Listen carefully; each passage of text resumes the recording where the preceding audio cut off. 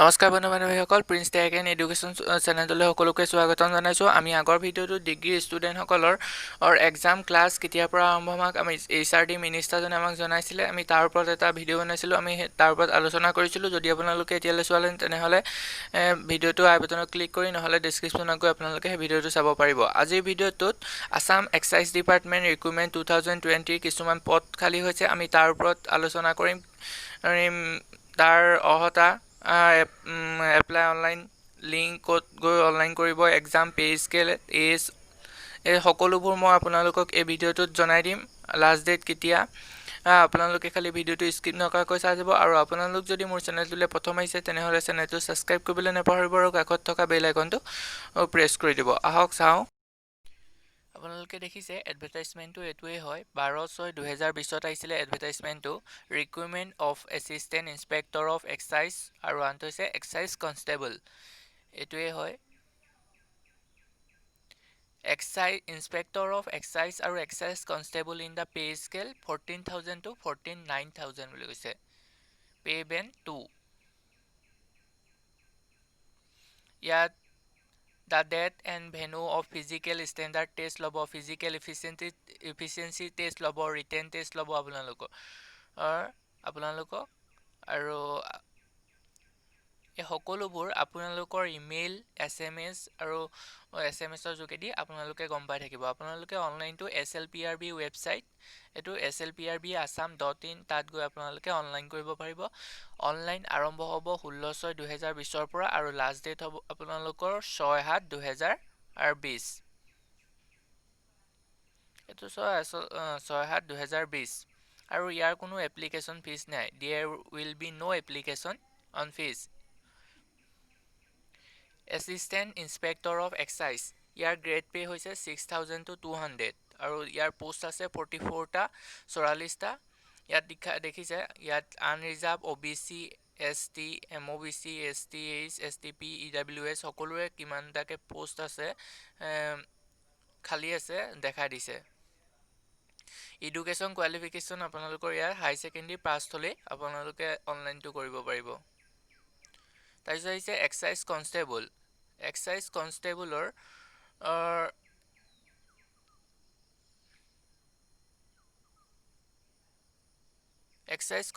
ইয়াৰ grade pay হৈছে 5,000, post আছে 159টা। ইয়াতো আপোনালোকৰ তেনেকৈ ভাগ কৰি দেখাই দিছে।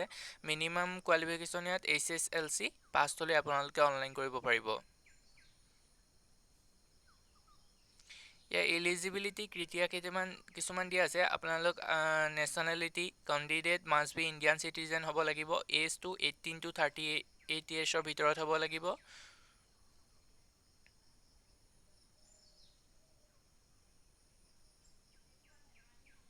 এডমিট কাৰ্ড লাগিব, আপোনালোকৰ চাৰ্টিফিকেট লাগিব, HSLC বা হাই ছেকেণ্ডেৰীৰ, যিটো আপোনালোকে এপ্লাই কৰিব বিচাৰে।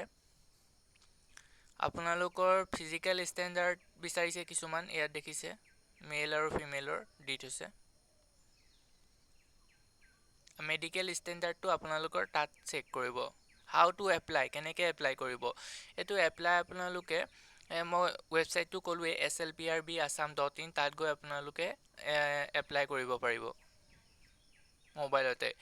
পাছপৰ্ট চাইজ ফটো লাগিব আপোনালোকৰ।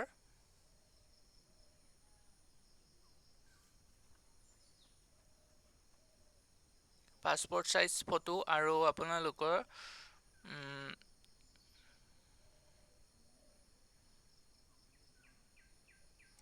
ইয়াত দেখিছে আপোনালোকৰ ফটোখনৰ চাইজ কিমান হ'ব লাগিব, ইয়াত দিয়া আছে আপোনালোকৰ।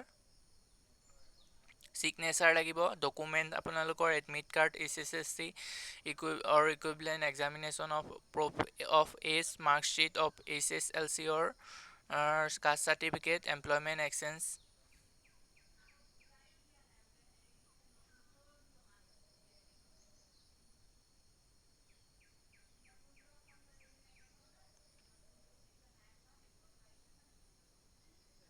Selection procedure, assistant inspector of excise 100 marks থাকিব বুলি কৈছে। তাত 100টা কুৱেশ্যন থাকিব, 100 মাৰ্কছ থাকিব। আৰু তাত নিগেটিভ মাৰ্কেটিং থাকিব 1 mark. There will be negative marketing 1/2 marks for each wrong answer.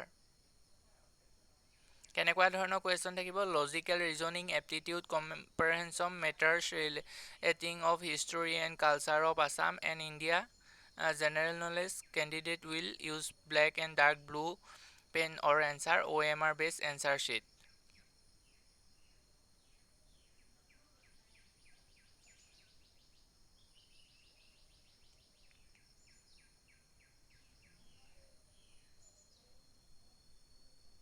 Document কি লাগিব মই আপোনালোকক কৈছোঁৱে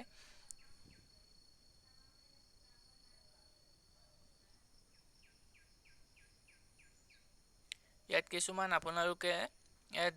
আপোনালোকৰ ফিজিকেল ষ্টেণ্ডাৰ্ড ইফিচিয়েঞ্চি টেষ্টটো কেনেকুৱা হ'ব যে the physical efficiency test will carry 40 marks. It will have two events based 1600 meter race for male candidate and 800 meter race for female candidate. Long jump for male 35 centimeter and for or female 244 centimeter লাগিব বুলি কৈছে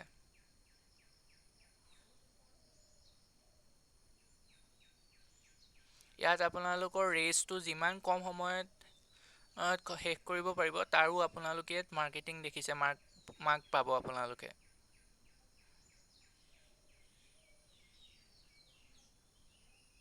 আপোনালোকৰ যিবোৰ document upload দিব তাতো আপোনালোকৰ mark থাকিব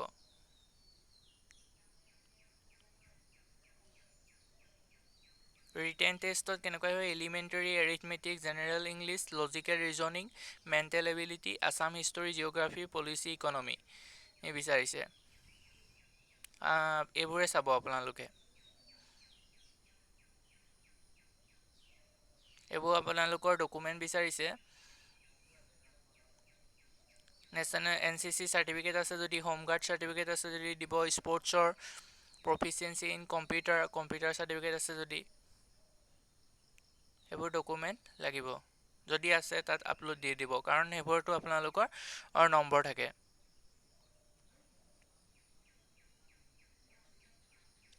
ইমানেই আছিলে আজিৰ ভিডিঅ'টো ইমানেই আছিলে আৰু যদি ভিডিঅ'টো ভাল লাগিলে লাইক কমেণ্ট আৰু শ্বেয়াৰ কৰি দিবলৈ নাপাহৰিব ধন্যবাদ